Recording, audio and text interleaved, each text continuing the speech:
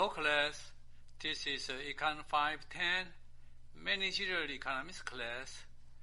Today is February 17th, Thursday.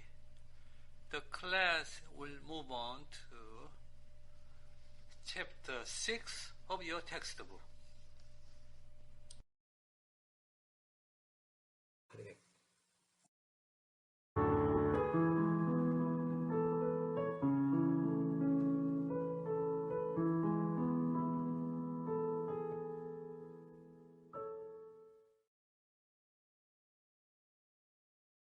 The relationship between cost and productivity one more time. This time, we're going to look at how average variable cost is related to the average product of labor. Now, stop for just a minute and make sure you're clear on what these concepts are. The average product of labor is the amount of output that your factory produces divided by the total number of workers you're hiring. That is, average product of labor is the output per worker. Average variable cost is your total spending on labor divided by the output that you produce. That is, it is your labor cost per unit of output. Now, how are these two concepts related? I'm going to do a little bit of math, like I did before when I discussed the marginal product and the marginal cost, and I'm going to show you mathematically precisely what I mean by the relationship between average variable cost and average product. Then I'll give an intuitive explanation, and then I'll show you some graphs that summarize this relationship. First, let's look at some math. The average variable cost is equal to what? It's equal to the variable cost, that is the total amount of money that your firm spends on labor, divided by the total amount of output that you produce, the total product of labor. So here is spending on labor. Here are the number of televisions you produce. Well, the variable cost, as we've said before, is equal to the wage multiplied by the number of workers you hire, and we can divide that by the total product of labor. Well, if that's the case, then I can divide the numerator and the denominator of this fraction. I can divide both parts of the fraction by the number of workers that we hire, and we get this. W, that is the wage, divided by the total product of labor over the number of workers. Now, what is this term? What is this term right here in the denominator of my fraction? It's the average product of labor, output per worker. So the average variable cost is equal to the wage divided by the average product of labor, AP. What have I just proved? I've just used a few steps of math and logic to prove that the average variable cost, that is the labor cost per television you produce, is equal to the wage divided by the average product, that is the output per worker at your firm. Let's see if I can make this a little bit more intuitively clear with an example. And again, I'll use the example we had before. Let's suppose that one worker can, on average, produce 1/4 of a television set. If one worker can, on average, produce 1/4 of a television set, then it's going to take 4 workers, on average, to produce 1 whole television set. If the average product of labor is 1/4 of a television per worker, then it takes 4 workers to produce a television set. That means you've got to hire 4 workers at $1,000 each to produce a television set, and that's going to be the labor cost per television set, $4,000. If, however, one worker can produce half of a television set, if one worker can produce half of a television set, then it's only going to take 2 workers to produce a whole television set, and that means your average labor cost is only going to be $2,000 per television set. The more workers it takes to produce a television set, the higher your cost. And the lower the labor productivity, that is, the less that a given worker can produce, the more workers you have to hire to produce a whole television set. This is the relationship between productivity and costs. When average product is higher, then it takes fewer workers to produce a television set, and the average labor cost is therefore lower. Let's look now then at the relationship between the average variable cost curve and the average product curve. And here I have it drawn. When the average product of labor is increasing, that is, when it takes fewer workers on average to produce a television set, when one worker can produce more of a television himself or herself, then the average variable cost is falling. As workers become more productive, it takes fewer workers to produce a television, and the labor cost per television is falling. Finally, the average product reaches its maximum. And after that point, if you hire extra workers to produce more television sets, the average product of labor is falling. That is, the typical worker now produces less and less and less and less. That means you've got to hire more and more and more and more workers in order to produce a television set, and the cost per television is going up. The labor cost per television increases as the average product of labor falls. Now, you can look at these two diagrams again and see that they are very, very closely related. When average product is increasing, average variable cost is falling. When average product is at its maximum, the labor cost per unit is at its minimum. When average product begins to fall again, average variable cost begins to rise. The curves are mirror images of each other. This looks a lot like the same kind of picture we saw a few minutes ago when we compared the relationship between the marginal product curve and the marginal cost curve. Now, what we're going to do is put all of this together and look at the relationship between marginal and average product on one hand and marginal and average variable cost on the other hand. Let's focus on the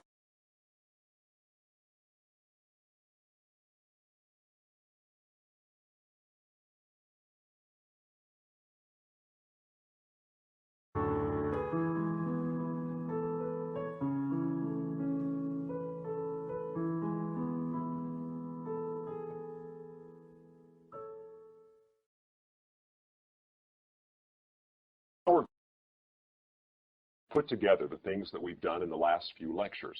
In particular, we're going to draw one graph that has in it the marginal cost curve and the average variable cost curve. And when we draw the two curves together in one graph, we'll see a relationship between marginal cost and average variable cost. The relationship that we discover will be the same relationship that we discovered between the marginal product curve and the average product curve. Marginals and averages always have the same relationship. That is, when the marginal is above average, when you're adding things at the margin that are above average, you pull the average up. When you're adding things at the margin that are below average, you pull the average down. We'll see that same relationship now as we draw the marginal cost and average variable cost together in one graph. Let's start with a picture of the marginal cost curve. This is a review. Remember, the marginal cost is just the slope of the variable cost curve at any point. So when you're going to draw the marginal cost curve, what's the first point that you should look for on the variable cost curve? The first point that you look for is the point of inflection. That's the point where the slope stops decreasing and starts increasing. And that will be the point where the marginal cost curve reaches a minimum. So I'll go ahead and put that curve here. Now, if I want to draw a marginal cost curve, I'll look over here and see the region where the slope of the variable cost curve is decreasing, and that will give me a decreasing marginal cost. So over in this region, marginal cost is decreasing. Over in this region, marginal cost is increasing, and it's headed towards infinity as the variable cost curve goes vertical. So if I'm careful here and find where that variable cost curve is going vertical, I can draw a marginal cost curve that represents the slope of the variable cost curve. And now I can label this curve marginal cost, just like before. The marginal cost curve shows me the slope of the variable cost curve at every point. Now, how do I draw in the average variable cost curve? How do I draw it in? Well, here's what we know about average variable cost. We know that average variable cost is going to hit a minimum point where marginal cost curve cuts through it. Why? Because if the marginal cost is above average variable cost, it's going to be pulling it up. And if marginal cost is below average variable cost, it's going to be pulling it down. So, in that case, what we get is a curve that looks something like this.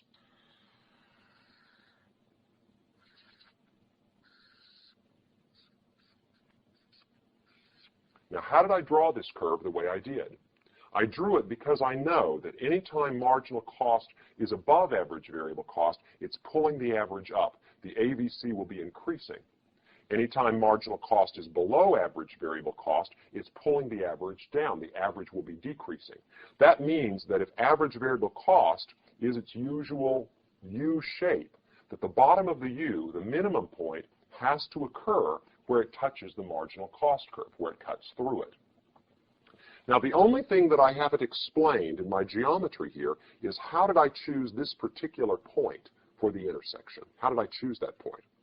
And the answer is not easy. The answer is going to involve knowing something else about geometry. In fact, the way I got this was I used a ray from the origin upstairs to touch the variable cost curve. A ray from the origin has a slope that's equal to variable cost divided by output. Notice I didn't label my axes here. Now, why did you let me get by with that?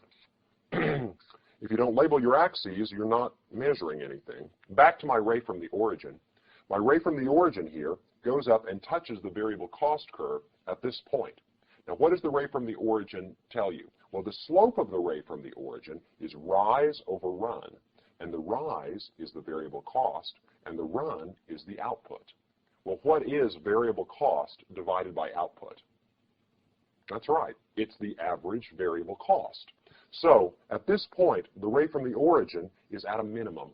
That is, if we take this ray from the origin to other points on the variable cost curve, it's going to have a higher slope. Here, it's going to be at a minimum. If I go beyond that, the slope goes back up. That's a little geometric tidbit for you that lets you know why I picked that particular point. Your teacher is probably not going to require that you understand that. But I always like to know, well, why did he pick that point instead of some other point? The point that you pick for the minimum average variable cost is the point where a ray from the origin would just touch the variable cost curve. That's the point where the average is lowest. Well, the point that you do need to understand, that your teacher will want you to understand, and that really is important intuitively, is that anytime the marginal is below the average, it's pulling it down. And anytime the marginal is above the average, it's pulling it up. One more thing I'd like to say, and that is, if I flip this diagram over and look at this picture, does this look like anything you've seen before? Well, you may have trouble seeing it because the green is kind of pale, but I'm going to go over it again in red and hope that it looks familiar to you. This is the marginal cost curve turned upside down, its mirror image. What's that going to be? What's the mirror image of the marginal cost curve? The marginal cost is reciprocally related to the marginal product. So I can label this MP. And here's the average variable cost. I'll go over it in red. The average variable cost is, of course, the mirror image of the average product of labor. So if I flip those graphs upside down, I've got a picture that should look very familiar to you. This is the picture we drew a few lectures ago, where we put labor on the horizontal axis and output on the vertical axis, and we showed how marginal product and average product were related to each other. Marginal product and average product are the reciprocals of marginal cost and average variable cost. And again, the intuition is the more workers it takes to make a television, the more it's going to cost. And the lower a worker's productivity is, that is, the less output a single worker can produce, the more workers it takes to produce an extra unit of output. That's the marginal idea. Or on average, if one worker on average produces 1/4 of a television, then on average it takes 4 workers to produce a whole television. That's the average concept. Productivity and cost are inversely related. You've seen it mathematically, you've heard a story about it, and you've seen how these graphs resemble each other. They're mirror images of each other. Cost and productivity are reciprocally related. That's the most important relationship in this series of lectures. However, there's one other relationship that's important also, and that is the relationship between marginals and averages. When the marginal is above average, it pulls it up. When the marginal is below average, it pulls it down.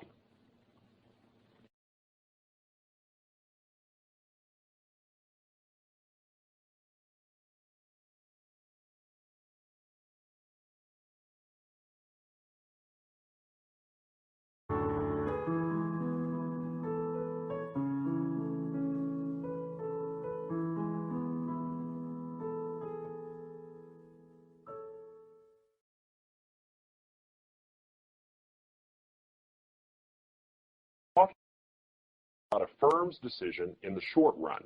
The short run is a period of time when some of the firm's inputs are fixed and some are variable. We're imagining that we're in a television factory, a factory that turns out television sets by using labor and other inputs. And those other inputs include a factory, the size of the factory space, a conveyor belt, tools, anything else that they might use. But all of these other inputs are fixed in the short run. Now, if you want to calculate the cost of production, you have to not only consider the variable costs, which we've been studying, the cost of labor, but you also have to include the fixed costs. Now, the interesting thing about fixed costs is they're very easy to calculate because they don't vary with anything. That's the definition of fixed costs. Fixed costs are costs of fixed inputs. They are fixed. They do not change.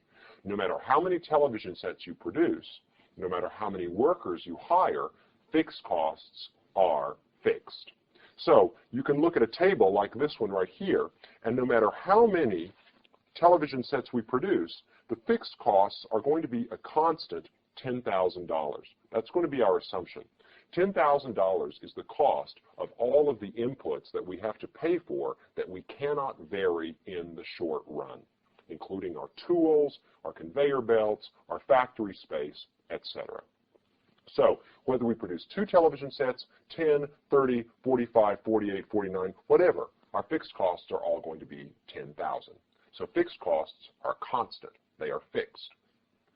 However, the more television sets we produce, the more we can spread our fixed costs out over the individual television sets. If you only make 2 television sets, then the fixed cost per television is going to be $500 or $5,000.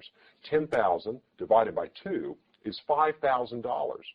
You can only spread your overhead, your fixed costs, over 2 sets, and that means $5,000 per set, and that's very expensive. But the more sets you produce, the more thinly you can spread your fixed costs out. If you produce 10,000 television sets, your fixed cost per set will go down to only $1. So the more you produce, the more your fixed cost per unit shrinks, shrinks, shrinks. This fixed cost per unit has a special name. Can you guess what it is? It's the average fixed cost, of course, the fixed cost per unit of output produced. In order to calculate the average fixed cost, what you want to do is take the fixed cost, divide by the number of television sets produced, and that gives you the average fixed cost. 10,000 divided by 40 televisions is $250 per television set. 10,000 divided by 49 television sets is $204 per television set. Notice that as long as you're producing more television sets, your average fixed cost is getting smaller and smaller and smaller. If we ever went into an inefficient production where we added more workers and the number of television sets produced actually decreased, well, in that case, our average fixed cost would be rising again. But as long as you produce more sets, average fixed cost is shrinking. Let's draw a picture of average fixed cost, and I'll move all these numbers over there so that you can use them for reference. If you want to draw a picture of average fixed cost, what you'll find is that average fixed cost is what we call in geometry a rectangular hyperbola. Now, that's a mouthful, and it refers to a curve that approaches both axes asymptotically. If you're producing very, very few television sets, then your fixed cost per unit are going to be very high. But the more television sets you produce, the more the average fixed cost is going to get closer and closer to zero. So I can label this curve average fixed cost.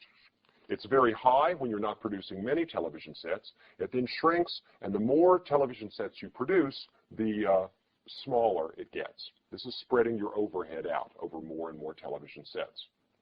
Now, let's take this average fixed cost, and let's put it together with another diagram, another graph that we're used to drawing, another curve, and that is the average variable cost curve. So let's draw the average variable cost curve in here. And remember, it looks like this, AVC. So now we've got two curves together. The average fixed cost, which is the cost of your tools and your other fixed inputs, and the average variable cost, which is the cost per unit of the labor that you need to hire. Well, together, your variable costs and your fixed costs make your total cost of production. So if you have average variable cost and you add it to your average fixed cost, you're going to get your average total cost. The total amount that you have to spend on labor and everything else per television that you produce. Now, how do you calculate this average total cost curve? Where do you get it? Well, you can get it a couple of different ways, but since we're in a graph, let me show you how it looks graphically.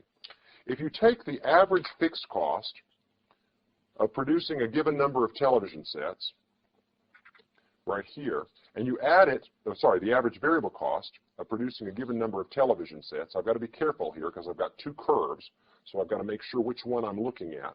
And you add that to the average fixed cost. If you add these two together, then if I take this amount and put it on top of this and add them together, I get the average total cost. The average total cost is just average fixed cost added to average variable cost. And if I add the two together, then I'm going to get a curve. So by vertical addition, I'm going to get a curve that looks something like, let me find a couple of other points on it. Here's one. Add those two together. And eventually I'm going to get a curve that looks like this. And there's my average total cost curve. The average total cost curve is the sum of the average variable cost and the average fixed cost. This is how much it costs our factory to produce television sets per unit, including the cost of labor and the cost of other inputs.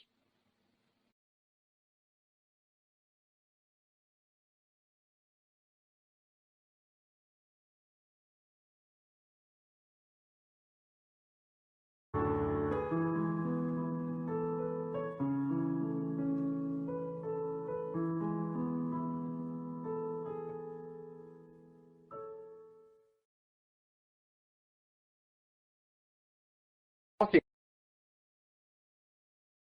about the total cost of producing a given quantity of television sets. Eventually, you're going to want to figure out whether your operation is profitable or not. And in order to figure that out, you're going to need to compare the money that you earn from selling a television set with the cost of producing the television set. In order to find the cost of producing an individual television set, you're going to need a new cost concept. And that is the concept of average total cost. Average total cost is the total cost of producing television sets divided by the number produced. It tells you the labor cost as well as the cost of all of the other materials that go into making an individual television set. Average total cost. Average total cost is defined as total cost of production divided by the number of units of output produced. Let's look at some numbers. We've calculated the total cost of producing any given number of television sets. For example, if you produce 2 television sets, you're going to have a total cost of $11,000, $1,000 for labor and $10,000 for fixed costs. If you divide $11,000 by 2 television sets, you find out that the total cost on average is $5,500. That is, it costs $5,500 when you're producing 2 television sets to produce 1 television set. $5,500 is the average total cost. Well, you can follow this logic on down the page and calculate the average total cost when you're producing 10, 30, 40, 45, and so forth. So the first method of calculating average total cost is to take the total cost of production and divide by the number of television sets produced. There's also another way of calculating average total cost, and this one is going to turn out to be useful to us in a minute when we derive the average total cost curve graphically. Remember, total cost can be broken into two components, fixed cost and variable cost. If you think about it, fixed cost and variable cost can both be divided by the total number of units of output, just like we can divide the total cost by the total number of units of output. Total cost divided by the total output is equal to average total cost. But you know that the total cost is just equal to the variable cost, that is the cost of the labor that goes into production, plus the fixed costs, the costs of the fixed inputs. Well, if we divide both sides of this equation by the total number of television sets produced, you can see another way, a way that might be easier sometimes, of calculating average total cost. Divide both sides by the total number of televisions produced, that is the total product, and you get this. Total cost divided by total product is equal to variable cost divided by total product plus fixed cost divided by total product. But you know what these two terms are. Each of these terms has its own definition. Variable cost divided by total product is what? That's right, it's the average variable cost. And fixed cost divided by total product is what? It's the average fixed cost. So the total cost on average, the average total cost, is equal to the average variable cost plus the average fixed costs. Now you can see that if we look at our numbers. Average variable cost is right here. Average fixed cost is right here. And here's our schedule that tells us how many televisions we're producing. If we put all of these together, and I don't want the marginal cost curve at all, that's the curve I don't want. The curve that I want is average total cost, which I've put over here. Look, in each case, the average total cost of producing a given number of television sets is equal to the average variable cost plus the average fixed cost. 200 plus 1,000 is 1,200. 111 plus 222 is equal to 333. By way of summary, let me say this.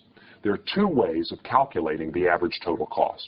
One is taking the total cost and dividing by total output. The other way is to add together the average variable cost and the average fixed costs. That gives you average total costs. Now, we'll represent all of these curves together in a single graph. We'll put the average variable cost curve together with the average fixed cost curve and derive the average total cost curve. And the method that we'll use is the method of vertical summation, the same method we used a little while ago when we first drew the total cost curve.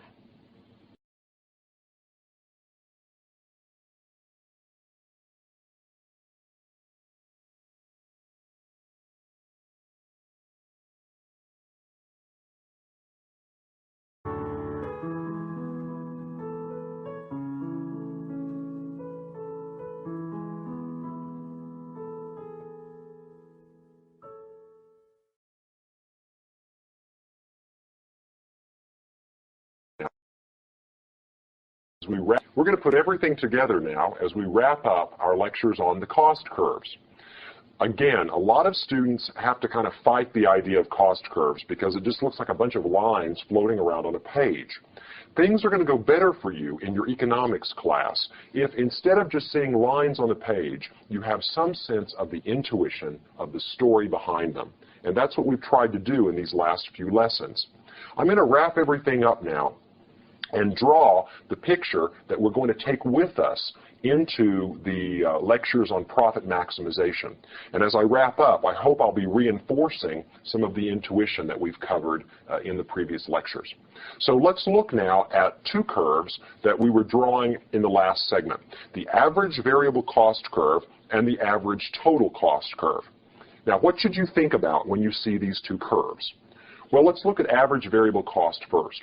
Remember, the average variable cost curve is the mirror image of the average product curve. As workers become more productive, it takes fewer workers to produce a television set, and the cost of producing a television set, the labor cost, begins to fall. When the workers' average productivity begins to fall, the labor cost per television goes back up. So when you look at the average variable cost curve, you're getting a summary of the productivity, the average productivity of the workers of the firm. We are experiencing here increasing average product down to this point of minimum average variable cost. Then the average product of the workers starts to fall and the labor cost per unit goes back up. That's what you're thinking about when you're looking at that curve. The average total cost curve is just the sum of average variable cost and average fixed cost. I want to take a little break here to remind you about where these numbers come from. Remember, we have the average fixed cost, which is the fixed cost per unit of output, and we also have the average variable cost, which is the variable cost per unit of output. This is the labor cost. And if you add the labor cost on to the cost of the other inputs, then you're going to get the average total cost, the total cost per unit of output. Labor cost added to the cost of all of the fixed inputs gives you the average total cost. And notice that average total cost is falling at first, but eventually starts back up again. It's falling at first for two reasons. It falls at first, I'm going to put these numbers next door so we can talk about them. It falls at first because you're able to spread your fixed costs out thinner and thinner and thinner over your increasing output. It also falls at first because increasing productivity means it takes fewer workers on average to produce a television set. After a certain point, however, even though the average fixed cost continues to fall, even though you're spreading your overhead out thinner and thinner, we're now working against decreasing labor productivity. After a while, your workers start to get less productive on average, and that then tends to raise the costs up. So we've got these two forces in balance. Your overhead is spreading thinner. The average fixed cost is falling. But your workers are getting less productive, so the average variable cost is rising. Eventually, the effect of the average variable cost takes over and begins to pull the average total cost up. But the minimum point of average total cost will be further out. That is, it will be further out than the average variable cost minimum because even after you've reached the maximum of labor productivity, you still have some more of that overhead spreading to keep pushing your costs down for just a little bit longer. Then the falling labor productivity takes over and starts to pull up the average total cost. The thing to notice about these two curves is that the difference between them, the difference between the average total cost and the average variable cost at every point is the average fixed cost. Here, the average fixed cost is a big gap. Here, the average fixed cost is smaller, and that gap shrinks and shrinks and shrinks and shrinks. As these curves move out, as we increase the production of television sets, the average total cost curve and the average variable cost curve get closer and closer and closer together. Why is that? Why do these curves get closer and closer together as we move further out, as we increase our output?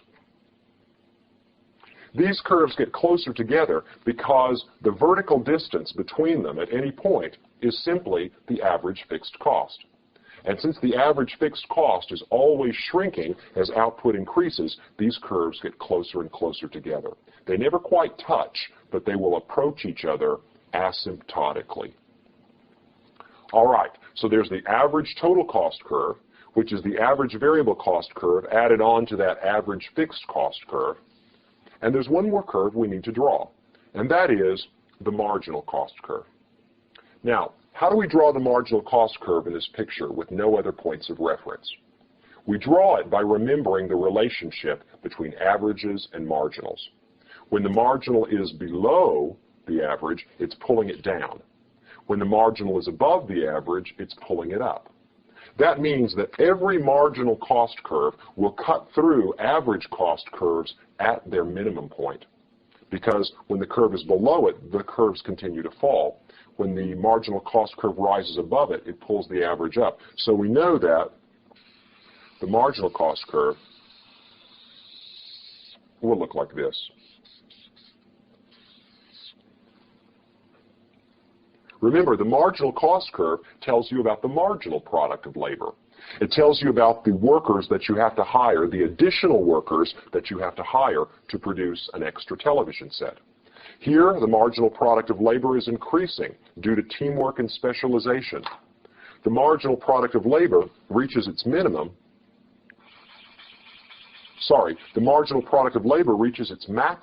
where the marginal cost is at a minimum. Remember, marginal product and marginal cost are reciprocally related. Then the marginal cost curve cuts through the average variable cost curve at the minimum of average variable cost. Over here, it's pulling the average down, and once it crosses it, it begins to pull the average up. The same with the average total cost curve. As long as the marginal is above the average total, it's pulling the average total cost down. But when the marginal cost curve cuts through it, it starts to pull it up. With these three curves, we are ready to go into a discussion of how the firm can maximize its profits. These three curves become very important in describing the profit maximizing choice of a firm. Anytime you look at these curves, what you're really looking at is information about the firm's productivity and the price the firm has to pay for its inputs. That's the information that's summarized in these curves. Now we'll take that information and use it to predict profits. But before I end this lecture, let me ask you one more question. If you were a firm that wanted to maximize its profits, which level of output would you choose for your firm in the short run? Which level of output in the short run would you choose? Would you choose that level of output that maximized marginal product, that is, where teamwork and specialization were at a peak? Would you choose that level of output that minimizes marginal cost? That's your first choice. Or perhaps you'd choose that level of output that's at the bottom of the average variable cost curve, where the labor cost per unit is at a minimum. Would you choose that point? That's the point where the average product of labor has reached its peak, where you're getting the most output per worker possible. Is that the point you'd choose? Or finally, you might choose to produce at the point where average total cost is at a minimum. This is where the total cost of producing a television, on average, is the lowest it's going to get, where the combined labor and fixed input costs per television are the lowest they'll ever be. Which point would you choose? Minimum average total cost, minimum average variable cost, or minimum marginal cost? Which one is best?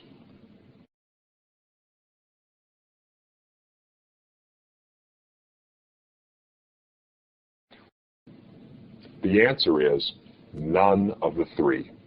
You don't have enough information in this picture to answer the question, what is the profit maximizing choice for a firm? You know why? Because the only information that's in this picture is information about costs. And costs is only one side of the story. What's the other side of the story? If you want to maximize profit, what else do you need to be concerned about besides your costs? The answer is you also have to be concerned about revenue, the revenue that you earn from selling television sets. See, there's no information in this picture at all about the price of a television set. And until you know what the price of a television set is, you don't know how many televisions you want to produce. If the price is high enough, you'll be willing to incur very high costs. You cannot tell from looking at this diagram alone what the profit maximizing choice is. This diagram tells you only about costs. That is, it summarizes the firm's technology and the price of the firm's inputs to give you information about the costs of producing televisions. Now we'll add information about revenue in the next lectures to begin to discern the profit maximizing choice of a firm.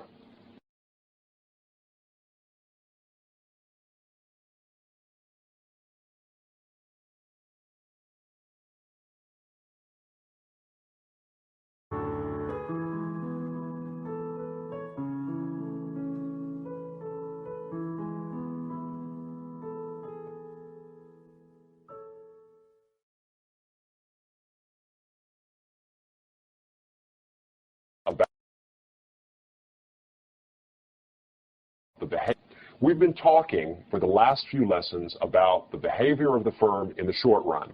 Now, at long last, we're going to talk about the long run. The long run is the period of time in which all inputs become variable. The firm has no fixed inputs, no fixed costs. Everything is to be decided in the long run. You can decide which inputs you want to use, how you want to combine them, how big you want your firm to be. The long run differs from the short run in two important ways. By that I mean there are two decisions that the firm has to make in the long run that it doesn't have to worry about in the short run. And that's what I'm going to be talking about in this lesson. First, let's do a quick review. A firm always maximizes its profits by producing where price equals marginal cost. Whether the firm is in the short run or in the long run, the firm will always keep expanding its output until the marginal cost of adding more begins to exceed the price. That's always going to be true. The difference between the long run and the short run is how the costs are determined. In the short run, the firm has a fixed quantity of tools to work with, a factory of a fixed size, a certain number of conveyor belts, and a certain number of tools. They're fixed. The firm pays for these tools, that's the firm's fixed costs, and the workers work with them, which determines the workers' productivity. But in the short run, the quantity of tools is fixed. The way the firm can increase its output in the short run is by adding more workers. It can have 1, 2 workers, it can hire a third, it can hire a fourth, but the only way the firm can expand its output in the short run is by adding more and more workers. And as it adds more and more workers, eventually those workers begin to congest the fixed inputs. There aren't enough tools to go around, the workers are getting in each other's way, productivity begins to fall, and of course marginal cost goes up. In the long run, the firm gets to make two decisions separately that are linked together in the short run. Let me point this out. If the firm has a fixed quantity of tools, then the only way the firm can expand its operations is by increasing the ratio of workers to tools. That is, the firm can hire more workers, but as it hires more workers, then each worker will have fewer tools to deal with. The more the firm expands its output, the more it increases the size of its operation, the more the workers will be crowded onto the tools, or the fewer tools there will be per worker. In the long run, the firm can make these two decisions separately. It can choose the size or scale of its operation independently of the ratio in which it uses workers and tools.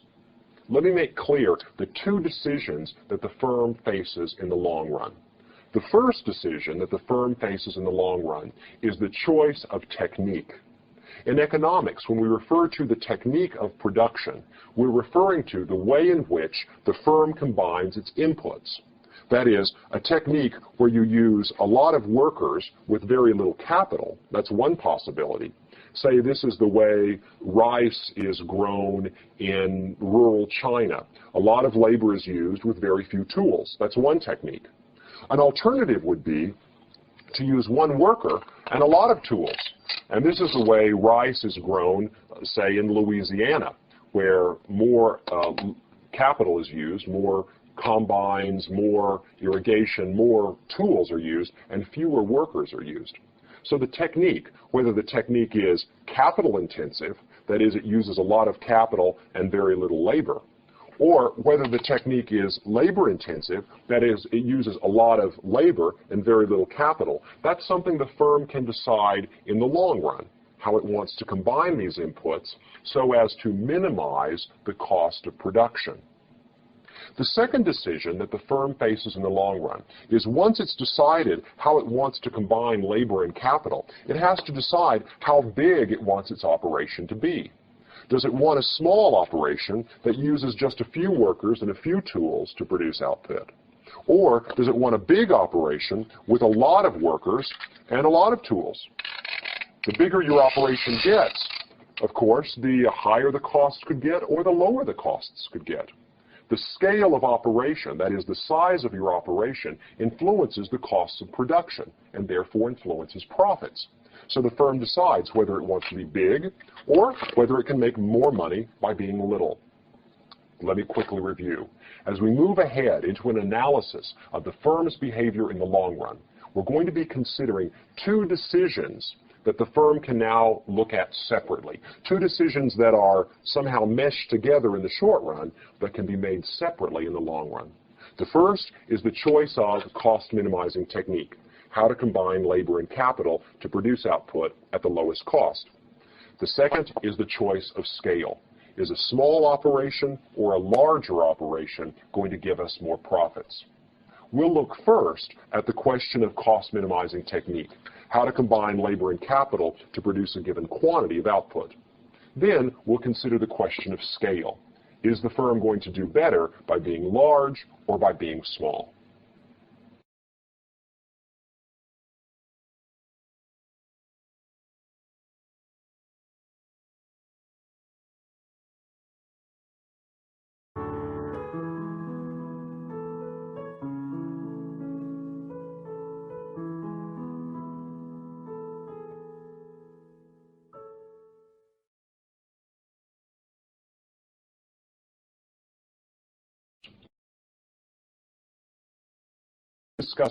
In the last lectures, we discussed the first problem that the firm faces in the long run. That's the problem of choosing the cost minimizing technique, the way of combining capital and labor so as to minimize the cost of producing a given quantity of output. In this lecture, we're going to consider the second problem that the firm faces in the long run, and that is the choice of the optimal scale, the right size of operation for maximizing your profits. In the short run, the firm can't help but change its scale and change its technique at the same time. If the firm wants to produce more output in the short run, they've got a fixed amount of capital, and they can only increase output by adding more labor. That means that in order to increase the size of their operation or their output of television sets, they've got to add more workers, which increases the intensity of labor. That is, we're using more labor per unit of capital. So they're also choosing scale, the size of their operation, at the same time as they're choosing the technique of production. 3 workers and 1 tool may be the only option that's available to the firm for increasing their output in the short run. The firm is simultaneously choosing the technique of production and the size of their operation. In the long run, the firm gets to choose these 2 things separately, which is one of the reasons why long-run costs of production are always lower than the short-run costs. The firm has more flexibility.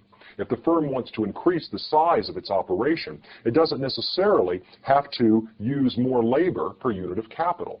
It can also increase the amount of capital that each worker has, thereby keeping the labor-capital ratio constant even as its firm grows bigger. That is, it keeps the cost-minimizing technique that it prefers while allowing the scale of operation to grow larger.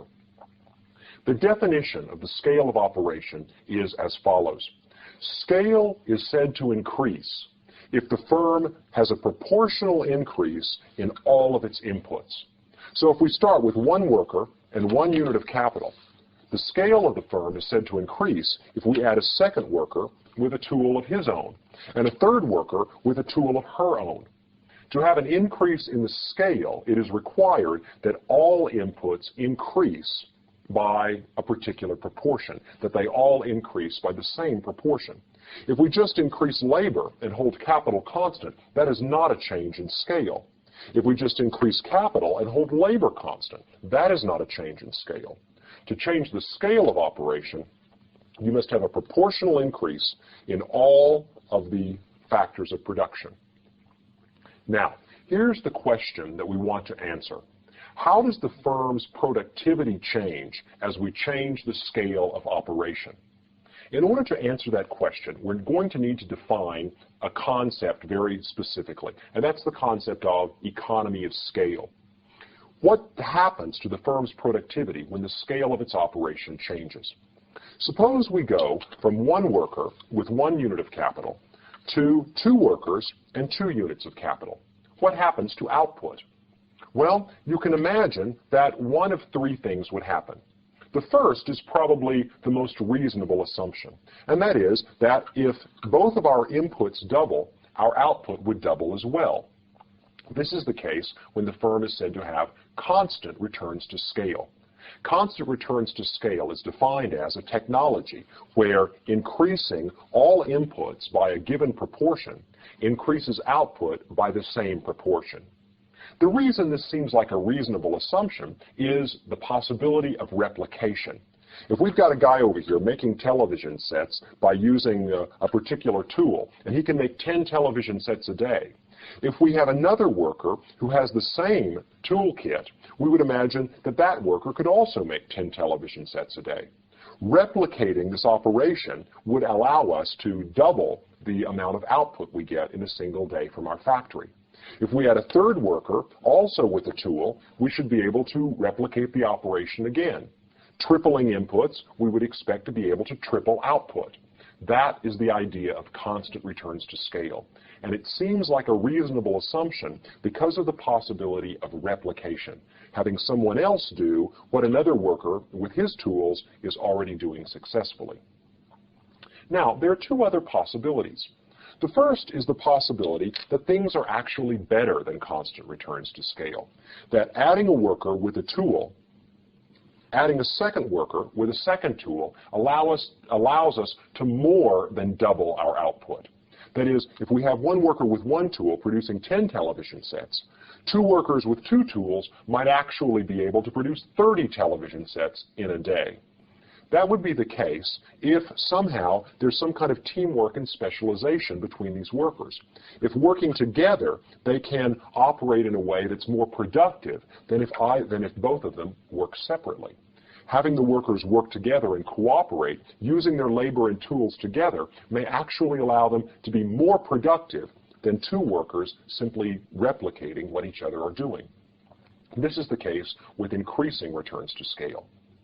The final possibility is the possibility of decreasing returns to scale.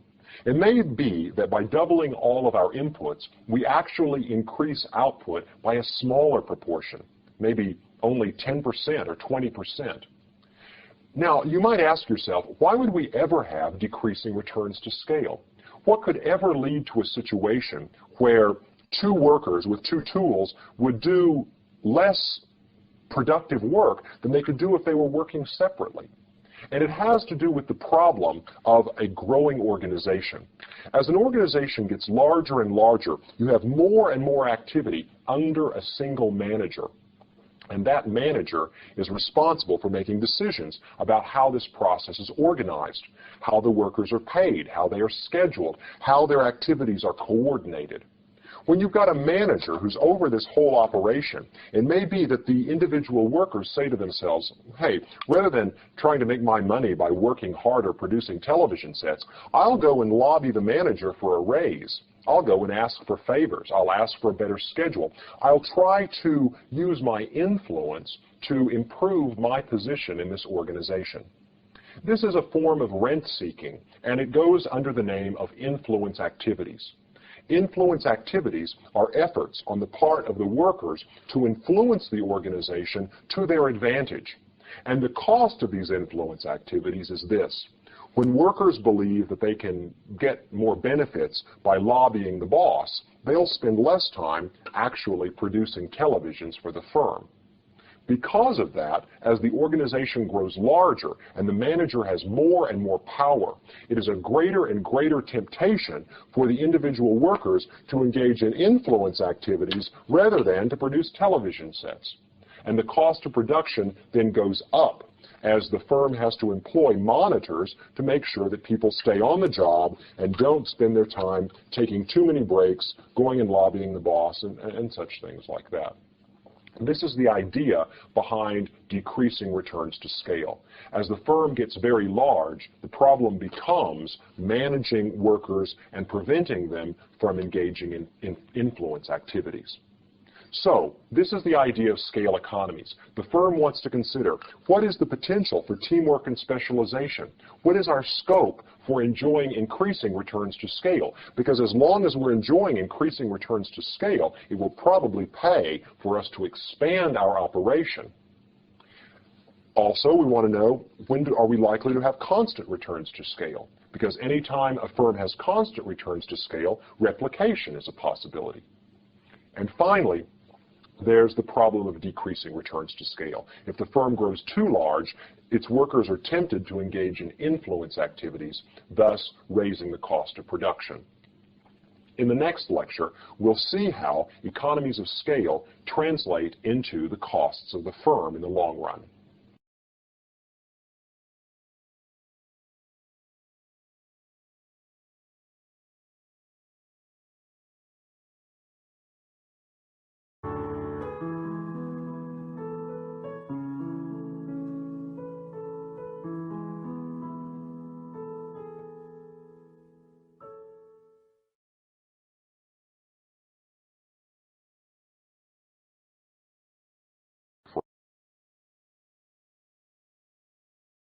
And we're back with cost curves, and we're going to take it slow here to try to clear up some confusion that I know I suffered in my economics class that maybe we can spare you from.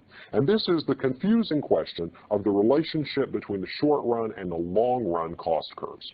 All right, now let's think for a moment before we draw any curves about what we're talking about. The long run is the period over which all inputs are variable. When I draw a long run cost curve, I'm assuming that the firm can change anything that it wants to. Labor, capital, the combination of labor and capital, the scale of output, any of that stuff can be changed when we draw the long run average cost curve. The short run cost curves, on the other hand, and you'll recall them from our earlier lessons, these short run cost curves assume that some inputs are fixed. Now, how are these cost curves with fixed inputs related to this cost curve that has no fixed inputs, this cost curve where anything goes? The relationship works like this. Let's suppose we have a firm that has a long-run average cost curve. And let's suppose the long-run average cost curve for this firm has a U-shape. What this U-shape means is this. It means that at first the firm experiences decreasing returns to scale, or increasing returns to scale, that cause the average cost to decrease. Over this region right here, the firm has increasing returns to scale, and the average cost of production is falling. At the bottom of this curve, it's temporarily flat, maybe just for an instant, and that's the point of constant returns to scale. Finally, if you go beyond that point, you have increasing average cost, which is a signal of decreasing returns to scale. So here the firm has increasing, then constant, then decreasing returns to scale. So we have decreasing average cost, a moment of constant average cost, and then increasing average cost. As we move along this curve, remember the firm can alter anything it wants to. It can change the way in which it combines the inputs, it can change the scale of operation, anything goes, there are no fixed inputs. Suppose, however, we pick a point on this curve, and the point on this curve that we pick will involve a certain combination of labor and capital to produce a given amount of output. And that combination of labor and capital will have a particular cost and produce a certain amount of output. Suppose now we freeze capital. We freeze capital at the amount that the firm is using at this point on its long-run curve. A particular square footage of factory, a particular number of tools and conveyor belts. Now, if we freeze capital now and allow this firm to alter its output by changing only labor, we're back in the short run. We're back in the short run where the firm can only change its behavior by changing its variable input labor. All of its costs are going to be higher in that case. Do you know why? Why are all of the costs in the long run going to be lower than the costs in the short run? Why in the short run does it always cost a firm more to change its output than it costs the firm to change its output in the long run?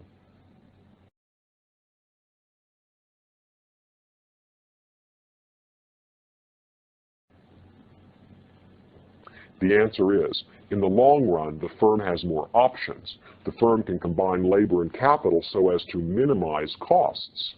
In the short run, the firm can't change its capital. It's stuck with a given amount of capital. It has to use it. Therefore, its options are reduced, and its costs are going to be higher, necessarily. If there were a better option with lower costs, the firm might not be able to get to it in the short run because of its fixed inputs. In the long run, of course, the firm can get there because none of the inputs are fixed. Everything is variable.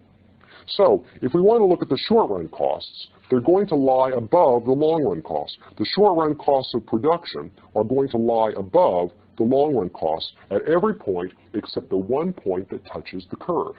At this point where the curve touches, the amount of capital that's being used is cost minimizing for that level of output. There's one point that the short-run average cost curve has in common with the long-run average cost curve. That's the point at which the firm is operating with the cost-minimizing combination of labor and capital for that particular amount of output. If you want to change output in the short run, you can hire more labor, but you can't get down to the blue curve in the short run because you have fixed inputs. Therefore, in the short run, you're stuck with higher costs. Well, that would be the situation if we froze capital at the amount associated with this point. Suppose we freeze capital at the amount associated with the point at the bottom of the curve. In this case, you're going to get short-run cost curves that look like this. If you're at the bottom of the curve, using the cost-minimizing combination of labor and capital, you will be at the point where the short-run curves intersect the long-run curve. However, if you freeze capital at that particular quantity and want to change your output in the short run, all you can vary is your labor. And since you have less flexibility, your costs are necessarily going to be higher. That's why the short-run average cost curve lies everywhere above the long-run average cost curve. Oops, I've labeled this the average variable cost. It's not average variable cost. In fact, it's average total cost. It's the cost of all labor and capital combined. So make sure you labeled your curves correctly. I made a mistake and called it average variable, which would only refer to the labor costs. In fact, here we're referring to the combined cost of labor and capital. That's why I need to call that the average total cost. I hope I'm making my point clear. The point is that in the short run, your average cost will always be higher than it will be in the long run to produce any given quantity of output. That's because in the long run, you have more flexibility. You can change the combination of labor and capital to get to the cost minimizing technique. Now, one diagram that you'll see in your economics textbook is one that has the long run average cost curve with a lot of short run cost curves all along it. So what you get is this and that. And finally, if we go over here into a region of decreasing returns to scale and increasing average cost, you get that. This is a picture that shows the relationship between the long-run average cost curve, the blue curve, and all of the short-run cost curves that are associated with it. The blue curve becomes the envelope. It becomes the envelope that contains all of the green curves. All of the green curves sit on top of it because the average cost, and here again, I've got to make sure I'm saying average total cost. The average total cost will always be greater in the short run than it is in the long run. And that's quite simply because in the long run, you have more flexibility. By changing labor and capital together, by finding the cost minimizing technique, you can always lower your costs in the long run. Unless you happen to be right at this point of tangency, right at the point where the firm has just the right amount of capital to be cost minimizing even in the short run. If you start at a point on this curve and then change only labor, costs will be higher. But if you happen to be at the point that's tangent to the blue curve, that means that you've got just the right combination of labor and capital in the short run to be cost minimizing. In the long run, you wouldn't want to change anything to produce that particular quantity of output. One more thing to notice that's kind of a technical thing that students sometimes have trouble with this material, and that is when you're drawing the short-run cost curves in relation to the long-run cost curve, notice that it's only at the very bottom that the minimum average total cost in the short run is the same as the point of tangency. It's only at the very bottom that that happens. Otherwise, if you look up here at a point where the long-run average cost curve is downward sloping, the bottom of the green curve is not going to be where it touches the blue curve. That's because the tangency is at a point where the blue curve is downward sloping. The point where the two curves coincide is going to be at a point where the green curve and the blue curve are touching and they share a downward slope. Over here they touch and they're sharing an upward slope. So when you draw these curves, you want to be careful. So what's the intuition of that? What's the intuition? Why is the point where they touch not always the minimum point? And I guess the answer has something to do with the way fixed costs work. You can always decrease your costs a little further by increasing labor productivity in the short run, or over here, if you're at a point where labor productivity is now, you've got diminishing returns to scale, you want to back off a little bit to get to the point of minimum. But I'm not sure that it's a bit of a subtle point, and it's not something that you probably need to fret too much over right now. The point that I'm trying to make is, the key to understanding this diagram is the relationship between costs in the long run and costs in the short run. Costs in the short run are always higher because in the short run you have fixed inputs and you can't necessarily get to the cost minimizing technique. Costs in the long run are always lower because you have more options and can therefore more likely get to the cost minimizing technique. We've looked at three extreme cases of the long run average cost curve. In one case, we had increasing returns to scale for every level of output. In another case, we had constant returns to scale for every level of output. And finally, in the third case, we had decreasing returns to scale. Now, it will seem apparent that not every technology is going to have constant increasing or decreasing returns throughout.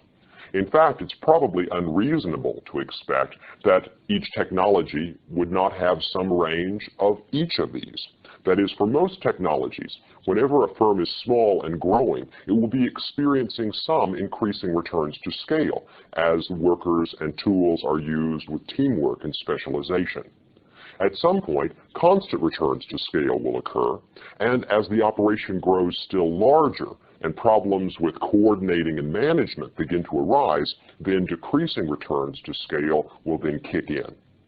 If this is the case, and this is what economists usually believe is true with firms, that there is increasing returns to scale at the beginning, then constant returns to scale at some point, and finally decreasing returns to scale as the firm grows larger, then the long-run average cost curve will have the U-shape that I'm showing right here.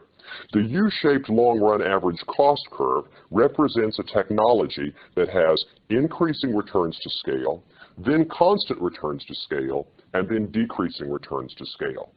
As a quick review, let's see how the scale economies relate to the shape of the average cost curve. Whenever there are increasing returns to scale due to teamwork and specialization, the average cost of production is diminishing. If the firm is producing only a few units, there's not a lot of scope for teamwork and specialization. But as output expands, workers and tools can be used in conjunction with each other in a kind of complementary way with teamwork and specialization. And as productivity increases, the cost of production is falling. Finally, at some point, constant returns to scale will kick in. That is, the scope for teamwork and specialization has played out. It's been exhausted. And now, here at the bottom of the average cost curve, where it's flat for just an instant, the firm has constant returns to scale. That is, expansion leaves the average cost constant. However, if the firm continues to grow, that is, if output continues to expand, the capital and labor needed to expand output is now making the organization so large that the firm begins to have some of those management problems we talked about earlier, influence activities and rent seeking within the firm that take away from productivity. Beyond this point, we find then that the average cost of production begins to rise again because proportional expansion in all inputs results in a less than proportional expansion in output, which means the average cost of production is rising. So the region of increasing returns to scale, where the average cost is falling, constant returns to scale at the bottom, where the curve is flat, if only for an instant, and then decreasing returns to scale as the average cost begins to rise again. Let me introduce one more concept that will become important later when we talk about the long run and how firms enter and leave the market. And that is this point right here at the bottom of the long run average cost curve. This point where constant returns to scale exists for just a moment, where the curve is flat. If we put a straight line at the bottom of this curve, it would be tangent at the very bottom. That is, at the point at the bottom of the long-run average cost curve. We call this point where long-run average cost is at its minimum, we call this the point of efficient scale. This is the size of the firm's operation. This is the quantity of output, or the number of television sets that the firm produces when it is, in some sense, the right size. The right size means the point at which the cost of producing a television set is at its minimum. The average cost is at its minimum. And in the long run, as we'll see a little later, the firm is going to wind up at this point. So the point where the long-run average cost is at its minimum, this point where the long-run average cost curve is flat, right at the bottom, that moment of constant returns to scale, that has a special name in economics. We call it the point of efficient scale. And we'll be returning to that point in just a little bit. Next, we're going to look at how the long run and the short run cost curves are related.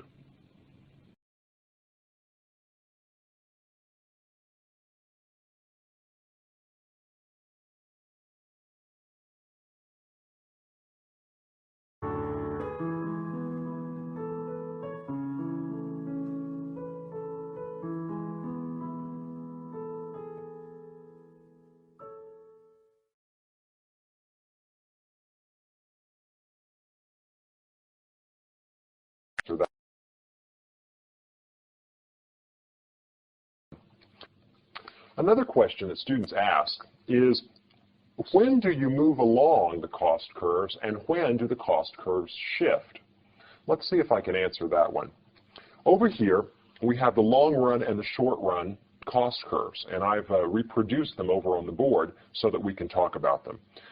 First, anything that changes the price of the firm's product is going to cause a movement along the cost curves. Remember, you can never shift a curve by changing what's on one of its axes. You can only shift a curve by changing something that isn't in the picture. You can only shift a curve by changing something that you're holding constant when you draw the picture. So if the price of the firm's product changes, you will move along the curve. In the short run, the firm will move along the short-run marginal cost curve, and in the long run, the firm will move along the long-run marginal cost curve as the firm expands its output. However, if you change one of the things that's held constant when you draw this picture, then you'll shift the whole set of curves. For instance, let's suppose that the price of the firm's inputs increase. Let's suppose that the price of labor and capital increases. In that case, what will happen to the cost curves is this. The whole set of cost curves will shift upwards, representing an increase in the cost of producing any given quantity of output. If the price of the inputs falls, then the cost curves will all shift downwards, representing a reduction in the cost of producing any quantity of output. The next thing that could shift the cost curves would be a change in technology. If the firm's technology improves, that is, if it can make more output with a given amount of input than before, then the cost curves will shift downwards, because now the firm can produce its target level of output with less input, and therefore at lower cost. So the thing that will shift the cost curves will be a change in the price of the firm's inputs or a change in the firm's technology. One more thing to point out. I told you a moment ago that when the firm moves into the long run and changes its quantity of capital, there is a shift in the short-run supply curve. That shift occurs not because the short-run marginal cost curve actually shifts, but because the firm moves from one short-run marginal cost curve to another short-run marginal cost curve. Remember, anytime you change the amount of the fixed input, you have to change the short-run marginal cost. The short-run marginal cost is based on labor productivity, which depends on the amount of tools or capital that the workers have to work with. Anytime you pick a point on our blue long-run average cost curve, anytime you pick a point, you can hold capital constant and draw a new green curve that's tangent at that point. If firms acquire more capital in the long run, they're going to be moving from this set of short-run cost curves to another set of short-run cost curves at a different point on the long-run average cost curve. So it's not that the green curve actually shifts For a single firm, it's that you move from one set of short-run cost curves to another set of short-run cost curves.